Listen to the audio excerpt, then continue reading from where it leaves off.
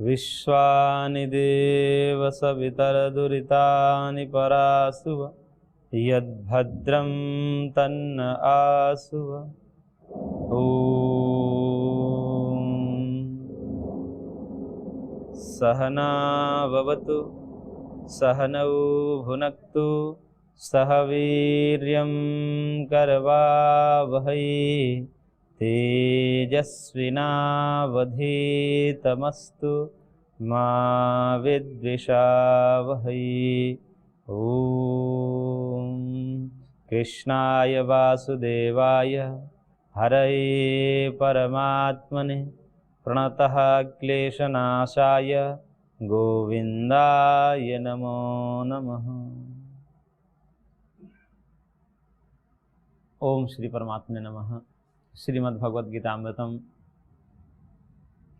राजविद्या राजगुह्य योग नामक 9वें अध्याय पर हम चर्चा कर रहे थे, जिसमें भगवान ने कहा कि मैं ही समस्त जगत को निराकार रूप में, अव्यक्त रूप में व्याप्त हूँ, और केवल व्याप्त ही नहीं है अपितु उनको धारण भी किया हूँ, और धारण करते हुए भी मैं उनमें नहीं हूँ, यानी कि मैं असंग रहता हूँ। मेरा हर एक प्राणियों के साथ संबंध है, परंतु प्राणियों के जो गुण दोष है वो मेरे में नहीं आते। जैसे सूर्य है, सूर्य प्रत्येक जीवों के चक्षु के साथ उसका संबंध होता है, क्योंकि सूर्य के चक्षु से, सूर्य के प्रकाश से ही समस्त जीवों की जो आंखें हैं वो देख पाती है। तो जिस प्रकार से सूर्य के किरणों का संबंध समस्त मनुष्य या समस्त जीव के नेत्रों के साथ होता है, लेकिन नेत्रों के साथ होते हुए भी सूर्य की जो रश्मि है वो नेत्रगत जो विकार हैं उसके संस्पर्श से वो प्रकाश दूषित नहीं होता। वो मल युक्त या दोष युक्त जो आंखें हैं उनमें दोष हैं, और वही संपर्क है प्रकाश का, तो वह प्रकाश का संबंध उस नेत्र गोलक के साथ होने से नेत्र गोलक के जो विकार हैं, जो दोष हैं, वह प्रकाश में नहीं आते। ऐसे ही परमात्मा सब जीवों के अंदर व्याप्त हैं, व्यापक हैं, सर्वेश्वर हैं, अंतर्यामी हैं, परंतु जीवों के जो पापकर्म हैं, इच्छा द्वेष, राग द्वेष इत्यादि हैं, वो भगवान को छू नहीं सकते, क्योंकि वो असंग है। असंगो अयम पुरुष। इसलिए असंग होने से, निर्लेप होने से, उनके साथ रहते हुए भी मानो वो नहीं है। इसलिए भगवान ने कहा कि मेरे अंदर सारे भूत समाहित हैं, मेरे आश्रय से सारे भूत हैं, और फिर कह दिया नहीं भी हैं। यानी कि मैं सर्वाधार होने से, सबका आधार होने से मैं तो आधार बन जाऊंगा, लेकिन मैं असंग होने से मानो मैं उसमें नहीं हूं या वो मेरे में नहीं है। तो इस प्रकार से परस्पर दोनों विरोधी बातें प्रतीत हो रही है, परंतु परमात्मा के जब इस प्रकार के दोनों प्रकार से वचन करते हैं तब जाकर के उनके जो शुद्ध स्वरूप है वो प्रकाशित होता है। अणोरणीयान महतो महीयान आत्मा सजंतो निहितो गुहायाम। वह अणु से भी सूक्ष्म है और महान से भी महान है, बड़ा से भी बड़ा है। तो अणो अणियान महतो महीयान, सूक्ष्म से सूक्ष्म है और बड़ा से बड़ा है। यदि गोचर की दृष्टि से बात करें तो ये पूरा विश्व देखिए कितना बड़ा है, बहुत बड़ा है। कार्य रूप में देखे, जगत रूप में देखे तो बहुत विशाल है, और अतीन्द्रिय निर्गुण निराकार के रूप में देखे तो दिखाई नहीं देता, इसलिए सूक्ष्म है। तो इसलिए वह सूक्ष्म से सूक्ष्म भी है और विराट से विराट भी है। अब इसको परस्पर विरोधी बातें कह सकते हैं, लेकिन ये दोनों दो दृष्टिकोण से बात कही गई। एक ही वस्तु के विषय में परस्पर दो विरोधी बातें आने पर उसके तात्पर्य समझने पड़ते हैं। तो इसलिए वह दूर भी है, वह नजदीक भी है, वह अंदर भी है, वह बाहर भी है। तदे जति तन्नई जति तद दूरे तदवंतिके तदंतरस्य सर्वस्य तदु सर्वस्यास्य बाह्यतः। वेद कहता है कि तद ए जति, वह चलते भी हैं। ए जति मतलब चलना, गति करना, और न ए जति नहीं चलते हैं। अब नहीं चलते किस रूप में, चलते किस रूप में? अब भगवान आए हैं रामकृष्ण आदि के रूप में, तो चलते हैं कि नहीं चलते? चलते ही हैं। और फिर कहते हैं कि अव्यक्तम व्यक्ति मन्यन्ते माम अबुद्धयः, जो अव्यक्त मेरा रूप है उस रूप में मैं समस्त जगत को व्याप्त किया हूं, उस रूप में मैं चलता नहीं हूं, क्योंकि सर्वगत हूं, सर्वव्यापक हूं, तो सर्वव्यापक रूप में कहीं आने जाने की आवश्यकता नहीं, क्योंकि सर्वव्यापक वही होता है जो सब जगह व्याप्त है। तो इस रूप में वो चलते नहीं, तो चलते भी हैं चलते नहीं भी है, वह दूर भी है वह पास भी है। जब हम चिंतन नहीं करते, जब हमारे अंदर भक्ति नहीं रहती, तो मानो हमारे से दूर है, हम उसको याद नहीं करते, हमें कोई भाव नहीं है, कोई भक्ति नहीं है, कभी स्मरण नहीं करते भगवान को, कभी उपासना नहीं करते, तो मानो दूर है। और जब भक्ति करते हैं, उपासना करते हैं, तब लगते हैं कि नजदीक हृदय में ही बैठे हैं, वो सुन रहे हैं हमारी बात, ऐसा लगता तो नजदीक भी है। तो इस प्रकार से जब भगवान के विषय में बातें की जाती है, तब जाकर के भगवान के जो वास्तविक स्वरूप, समग्र स्वरूप है, वह प्रकाशित होता है। इसलिए यहाँ पर भगवान ने दोनों तरफ से परस्पर विरोधी बातें प्रतीत हो रही है, परंतु वास्तविक स्वरूप इससे प्रकट होता है। तो भूत भृन्न च भूतस्थो ममात्मा भूत भावना, और यथा आकाशितो नित्यम वायु सर्वत्र गो महान तथा सर्वाणि भूतानि मत स्थानिते उपधारय, ये सब कहा। और फिर कहा 7वें नंबर में कि सर्वभूतानि कौन्तेय प्रकृतिम यान्ति मामिकाम कल्प क्षय पुनस्तानि कल्प आदौ विसृजाम्यहम्, कि कल्प के क्षय होने पर, ब्रह्मा जी के एक दिन बीत जाने के बाद ये सारा जगत नष्ट हो जाता है, और फिर रात्रि बीतने के पश्चात फिर सुबह होती है, तो फिर ये जगत सृजन होने लगता है। तो इस प्रकार बार बार भगवान जो है कल्प के आदि और अंत में इसको सृजन करते हैं, बनाते हैं, फिर प्रलय होता है, फिर बनाते हैं, फिर प्रलय होता है, दिन रात निरंतर चलती रहती है। वैसे ये प्रलय विनाश भी, सृष्टि प्रलय ये चलता रहता है। तो ये कैसे होता है सृष्टि और विनाश, प्रलय? तो भगवान उसके विषय में कह रहे हैं कि सब हम ही करते हैं, क्योंकि इसे कर्ता धर्ता हम ही है, तो लेकिन हम कैसे करते हैं? और इस कर्म को दिखा करके एक उपदेश है कि जैसे हम कर्म कर रहे हैं, यदि उसी प्रकार से जीव कर्म करे तो वह बंधन में नहीं पड़ सकता, क्योंकि भगवान के जितना बड़ा कार्य कौन कर सकता है?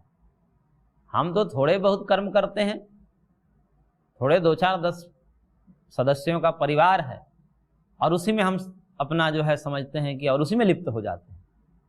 भगवान तो अखिल कोटि ब्रह्मांड नायक हैं, अरबों खरबों जीवों को उनको देखना है, उनका भरण पोषण उनके जिम्मे है, और फिर भी उनको कुछ राग द्वेष नहीं होता, वो बंधन में नहीं आते और निर्लिप्त रहते हैं।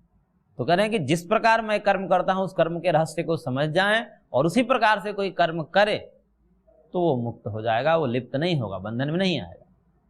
तो उसके लिए कह रहे हैं श्लोक संख्या 8 में, प्रकृतिम स्वामवष्टभ्य विसृजामि पुनः पुनः भूतग्राममिमं कृत्स्नम् अवशं प्रकृतेर्वशात्।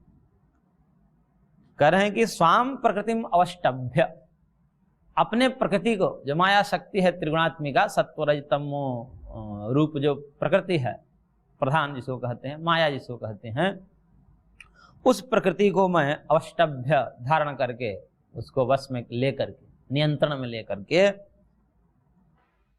और प्रकृते वशात अवशम इमम कृत्स्नम भूतग्रामम, ये जितने भी भूतग्राम हैं, यानी कि भूतों का ये समूह है, ये पंचभूतों का समूह ही तो है जगत। क्या है? पृथ्वी जल तेज वायु आकाश, ये जो पंचभूत हैं, इसी के समूह से, समुदाय से ये सब जगत बना है। इसके मूल में पृथ्वी जल तेज वायु आकाश ये पंचभूत हैं, इसलिए भूतों का समूह है। और ये सारा भूतों का समूह कैसा है? अवशम, वश है। किसके वश में है? प्रतंत्र है। और संपूर्ण भूतग्रामम अवशम इमम, और किसके? तो प्रकृति के, क्योंकि कार्य जो होता है अपने कारण के अधीन होता है। कोई भी कार्य वस्तु है, जैसे घड़ा को हम कार्य मानते हैं, जो वस्तु उत्पन्न होती है उसको शास्त्रीय भाषा में कार्य बोलते हैं। तो घड़ा जैसे उत्पन्न हो रहा है, बन रहा है, वो कार्य है, लेकिन वो किसके अधीन है? मिट्टी के अधीन है। यदि मिट्टी ना हो तो घड़ा बन ही नहीं सकता। तो जो भी कार्य वस्तु होती है वो अपने कारण के अधीन होती है। जगत भी कार्य है, क्योंकि ये भी उत्पन्न होता है। इसका कारण क्या है? तो प्रकृति इसके कारण है, माया इसके कारण है। तो माया के वशीभूत ये सारा जगत समुदाय है, भूतग्राम है। और उस माया को भी देखिए, ये जगत किसके अधीन है? कारण के अधीन, जो कि माया शक्ति, त्रिगुणात्मिका शक्ति, वो है प्रधान प्रकृति, उसके अधीन जगत है, और वो प्रकृति भी भगवान के अधीन है, क्योंकि प्रकृति भी अपने आप कुछ कर नहीं सकती, परवशा है, भगवान के अधीन है। इसलिए प्रकृति को वश में लेकर के भगवान और क्या करते हैं, ये समस्त भूत भौतिक जो जगत है, जो कि ये भी स्वयं अधीन है, ये भी अवश्य है, स्वतंत्र है। और फिर क्या करते हैं कि न च मां तानि कर्माणि निबध्नन्ति धनंजय उदासीन वदासीनम असक्तम तेषु कर्मसु।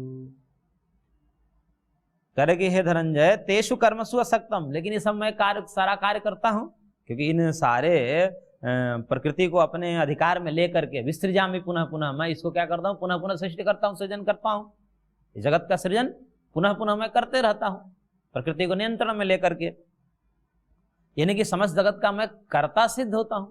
यहां पर भगवान समस्त जगत के कर्ता के रूप में अपने आप को बताएं। और ये कर्म है, भयंकर कर्म है, क्योंकि सामान्य कर्म नहीं है। समस्त जगत का निर्माण करना ये सामान्य बात नहीं है, भयंकर कार्य है। तो इस भयंकर कार्य को निष्पादित भगवान कर रहे हैं अपने प्रकृति शक्ति को नियंत्रण में लेकर के, और एक बार नहीं करते, पुनः पुनः बार बार, यानी कि बार बार प्रलय होता है, बार बार फिर सृजन करते हैं, फिर प्रलय होता है, फिर सृजन करते हैं, इसलिए पुनः पुनः शब्द का प्रयोग किया। और ये करते हुए भगवान कर रहे हैं कि तेषु कर्मसु असक्तम, इन कर्म को करते हुए भी इन कर्मों में मैं आसक्त नहीं होता। आसक्त का मतलब मैं अभिमान कर लूं इन कर्मों में, और अभिमान करके मैं इससे जुड़ जाऊं, और इस प्रकार से जुड़ जाऊं कि इन कर्मों से छूट ही ना पाऊं मैं, क्योंकि कुछ कर्म ऐसे है कि हम उसको छोड़ नहीं पाते, कि ये मेरा है, मैंने किया, मैं इसको कैसे छोड़ सकता हूं, मैंने अपने आंखों के सामने इसे बनाया है, इस घर को मैंने बनाया है, इस जमीन जायदाद को मैंने लिया है, हम इसको कैसे छोड़ सकते हैं। वो समस्त कर्मों में इतना अभिमान है, अभिमान पूर्वक हमने, स्वार्थ पूर्वक, अहमत्व और ममत्व पूर्वक हमने कर्म किया है, तो वह कर्मों में इतनी आसक्ति हो जाती है कि वो कर्म के अधीन हम हो जाते हैं, उस कर्म से विरत नहीं हो पाते। और यदि भगवान ऐसे हो जाए तो भगवान भी विरत ना हो पाए, फिर उनको भी प्रलय करने में दुख होगा, और फिर भगवान भी दुखित हो जाएंगे। लेकिन भगवान कभी दुखित नहीं है, प्रलय भी कर देंगे तो भी दुखित नहीं है, और सृष्टि भी कर लेंगे तो कोई ऐसा भी नहीं है कि उनको बहुत खुशी मिल जाएगी। दोनों ही स्थिति में सम रहते हैं। इसलिए भगवान ने कहा कि मैं इन कर्मों में असक्त रहता हूं, मैं इन कर्मों में असक्त रहता हूं, अनासक्त रहता हूं। और कैसे रहता हूं, उदासीनवत आसीनम, उदासीन के समान मैं रहता हूं।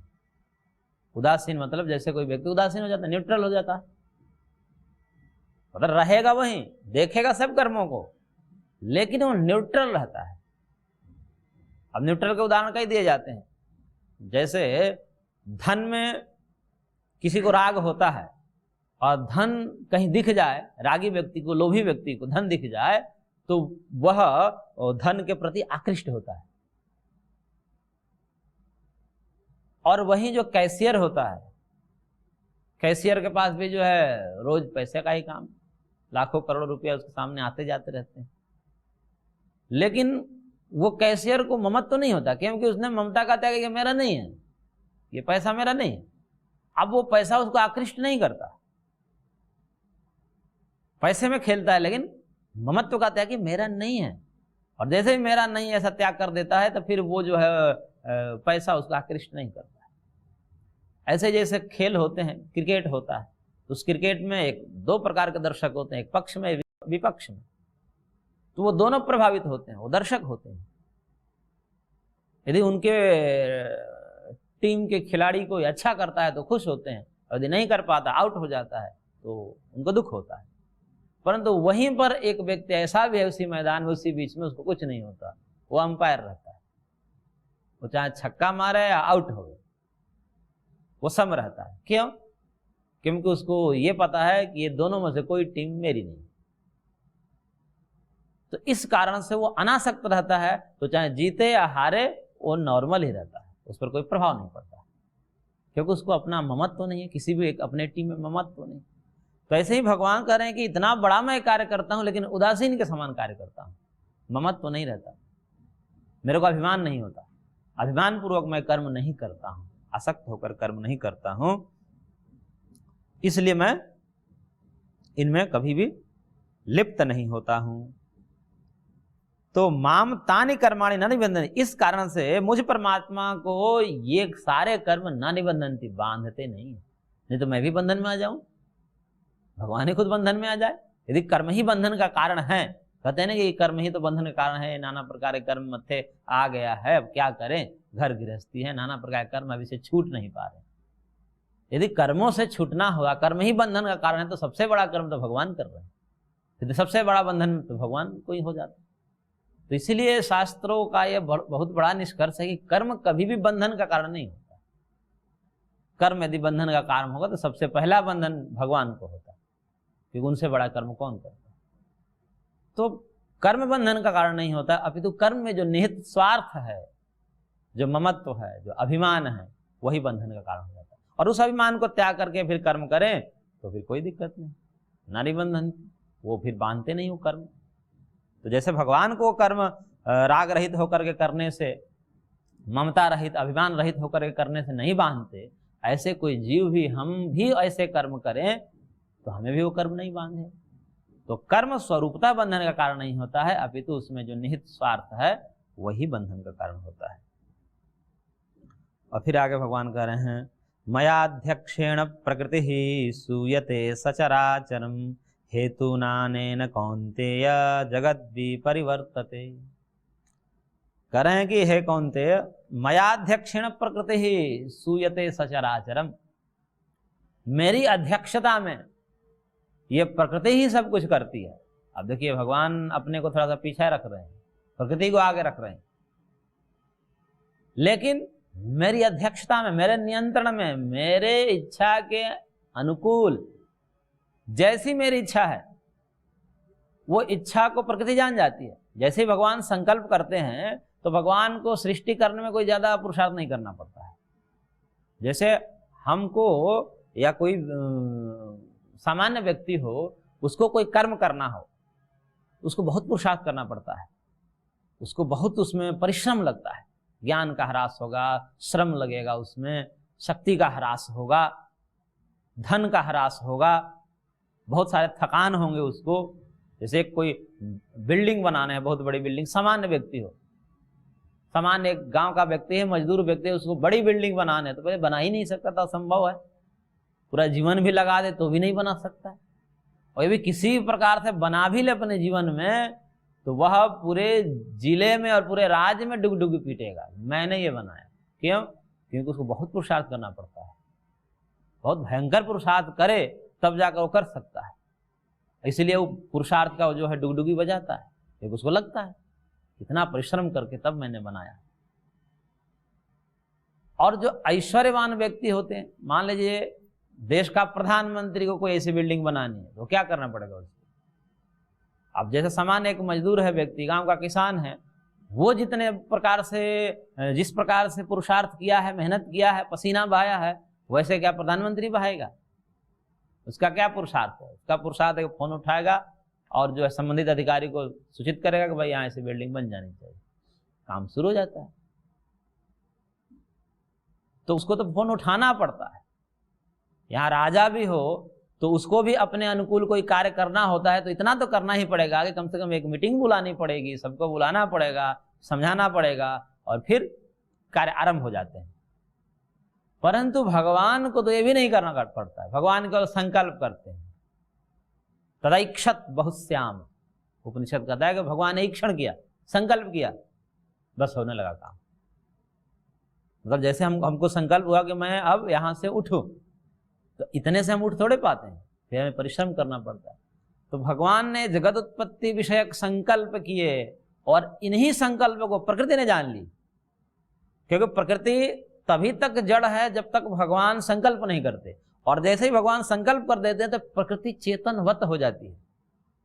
भगवान की ही चेतनता से प्रकृति चेतनवत हो जाती है, और जैसे ही चेतनवत हो जाती है तो सारा काम प्रकृति अपने आप कर देती है। तो प्रकृति जो माया शक्ति है वही समस्त जगत को करती है, परमात्मा उदासीन रहते हैं। यानी कि यहां पर सीधा सीधा परमात्मा जगत के कारण नहीं है, प्रकृति के द्वारा परमेश्वर जगत के कर्ता बनते हैं। इसमें देखिए बहुत बड़ा दर्शन है, और इसको समझाने के लिए महर्षियों ने बहुत बड़ा बल लगाया है। और सांख्यकार की दृष्टि यहाँ पर भगवान ने दी है। सांख्यकार ठीक ऐसी दृष्टि रखते हैं और वह भी कहते हैं कि ये प्रकृति ही सब कुछ करती है। ये पहले भी बात आई, प्रकृति है क्रियमाणानि गुणैः कर्माणि सर्वशः, ये प्रकृति ही सब कुछ करती है। ये तो पुरुष अहंकार के कारण विमूढ़ होकर के जो है अपने आप को कर्ता मान लेता है। हम जीव पुरुष हैं, अपने आप को कर्ता मान लेते हैं, सब प्रकृति कर रही है। ऐसे कह रहे हैं कि भगवान कह रहे हैं कि मेरी अध्यक्षता में, मेरे संकल्प में, मेरी अनुकूलता में प्रकृति सब कुछ करती है, मैं बस न्यूट्रल रहता हूं, क्योंकि ऊपर कह दिया उदासीन हूं मैं। तो प्रकृति सब कुछ करती है, परमेश्वर उदासीन रहते हैं। और फिर प्रकृति जान जाती है प्रत्येक जीवों के कर्म को, कि किस जीवों के क्या कर्म हैं, उस कर्म के अनुकूल शरीर धारण करती है, उसमें जो है किस प्रकार से ज्ञान भरना है, कितना ऐश्वर्य देना है, सब जो है प्रकृति अपने आप कर देती है। तो इसलिए वहां पर प्रश्न उठता है कि सांख्यकार ने तो सीधे कह दिया, उनको सांख्य पढ़ने से आपको ये नहीं कहीं लगेगा कि परमात्मा नाम की भी कोई वस्तु है। हालांकि कई जगह कहे हैं, लेकिन बार बार वो कहते हैं कि भाई ये प्रकृति तो जड़ है, कैसे अपने आप हो जाती है। आप तो कहते हैं कि स्वतः सब प्रकृति कर देती है अपने आप, कैसे कर देती है? तो कहते हैं अचेतनत्वे क्षीरवत् चेष्टितम् प्रधानस्य, प्रकृति तो अचेतन है, जड़ है, उसमें ज्ञान शक्ति नहीं है। ये जो त्रिगुणात्मिका प्रकृति है उसको जड़ कहा जाता है। तो जड़ अचेतन जो जिसमें ज्ञान नहीं है, ज्ञान शक्ति का अभाव है, वो कैसे जगत रूप में परिवर्तित हुई, वो कैसे ज्ञान हुआ? तो स्पष्ट महर्षि कपिल कहते हैं अचेतनत्वे अपि, अचेतन होते हुए भी क्षीरवत् चेष्टितम् प्रधानस्य, जैसे दूध होता है, दूध दही रूप में बदल जाता है। दूध में जामन डालते हैं तो फिर उसको जमाने के लिए कोई व्यक्ति प्रयत्न करता है क्या कि वो अपने आप दही रूप में बदल जाता है, शाम तक दही बन जाता है। तो जैसे दूध स्वभावतः दही रूप में परिवर्तित हो जाता है, उसे किसी अन्य का प्रयत्न अपेक्षित नहीं होता है, ऐसे ही प्रकृति अपने आप जगत को कर देती है, उसे भी किसी अन्य की अपेक्षा नहीं होती। अचेतनत्वे क्षीरवत् चेष्टितम् प्रधानस्य। और एक और सूत्र वहां पर दिया, धेनुवद वत्साय। दो दृष्टांत दिए, एक दही का दृष्टांत दिया और एक धेनु का दृष्टांत दिया। वहां भी यही प्रश्न उठाया गया कि कैसे जड़ प्रकृति जगत रूप में परिवर्तित हो जाएगी, ये तो जड़ कही जाती है। तो कह रहे हैं कि जैसे दूध भी जड़ होता है और थन से स्रावित होता है बछड़े के लिए, धेनुवत वत्साय, वत्स के विवृद्धि के लिए, वत्स के पोषण के लिए, बछड़े के पोषण के लिए, उसके वर्धन के लिए, जिस प्रकार से वो ऊपर कहीं थन में ऊपर रहता है दूध और फिर स्रावित हो जाता है, थन में भर जाता है, सरक जाता है ना ऊपर से नीचे की तरफ, ऐसे ही प्रकृति भी सरक जाती है। सरक जाती है किस रूप में? अभी वो प्रलय अवस्था में थी, सूक्ष्म अवस्था में थी, अब स्थूल अवस्था में ये दृष्टिगोचर होने लगती है। तो कारणावस्था से कार्यावस्था में आ जाती है, अचेतन होते हुए। अब ऐसे देखते हैं तो स्पष्ट लगता है कि महर्षि ने परमात्मा की सत्ता को ही अस्वीकार कर दिया, करेगी एकदम स्वतः ही होती है अपने आप। लेकिन वहां पर महर्षि के गुण भाव रहते हैं, क्योंकि महर्षि को पता है कि ईश्वर को बचाना है, भगवान को बचाना है, प्रकृति को आगे रखना है। क्योंकि प्रकृति को आगे नहीं रखेंगे तो फिर समस्या आ जाएगी कि समस्त जगत का कर्ता परमेश्वर है, ऐसा कह देने से सीधे सीधे सब दोष परमात्मा में जाएंगे। क्यों? क्योंकि जगत के जो दुखी व्यक्ति हैं उसको भी किसने बनाया? परमात्मा ने बनाया। तो जगत के दुखी व्यक्ति के कर्ता भी परमेश्वर है, तो परमेश्वर निर्दयी हो जाएंगे और फिर विषम दृष्टि वाले हो जाएंगे। इसलिए महर्षि वेदव्यास जी ने इस चीज को पुनः उद्घाटित किया, जिन्होंने कि सांख्यकार ने उस प्रकार से उद्घाटित नहीं कर पाया, तो महर्षि वेदव्यास जी ने आकर उद्घाटित किया और कहा कि वैषम्य नैर्घृण्य न सापेक्षत्वा तथा ही दर्शयति, विषमता और निर्दयता दो दोष आ जाएंगे परमात्मा में। इसलिए महर्षि कपिल ने परमात्मा को बचाने के लिए पीछे किया, प्रकृति को आगे किया, क्योंकि प्रकृति परिणामी नहीं है, प्रकृति परिणामी नहीं है, तो वो तो त्रिगुणात्मिका है, उसमें क्या दोष जाएगा? उसमें सत्व रजतन तीन रूप वाली है, और परमात्मा तो एक रस वाले हैं, वो अपनी स्थिति से गिरेंगे नहीं नीचे। अब प्रकृति तो बार बार बदलती रहती है, इसलिए प्रकृति को आगे कर दिया, और प्रकृति को आगे कर देने से परमेश्वर को बचा लिया महर्षि ने। इसलिए यहां पर ही भगवान अपने आप को पीछे करे, क्यों? क्योंकि भगवान में दोष हो जाएगा। भगवान सीधा सीधा जगत का निर्माण करेंगे तो दोषारोपण उन्हीं में आएगा। इसलिए प्रकृति को आगे रखते हैं कि दोष किस पर जाएगा? प्रकृति पर जाएगा।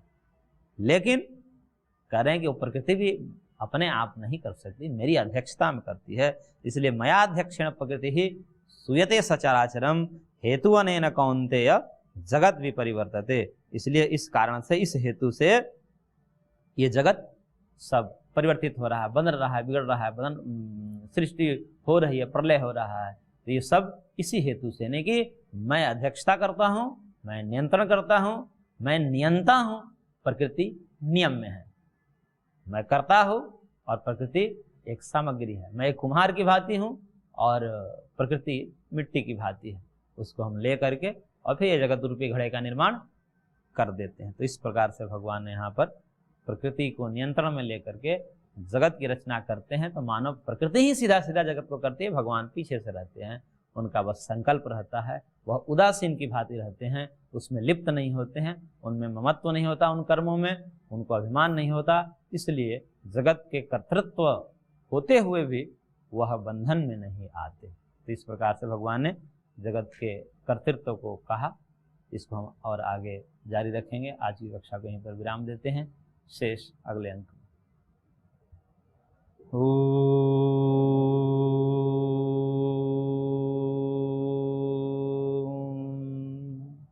शांति शांति शांति।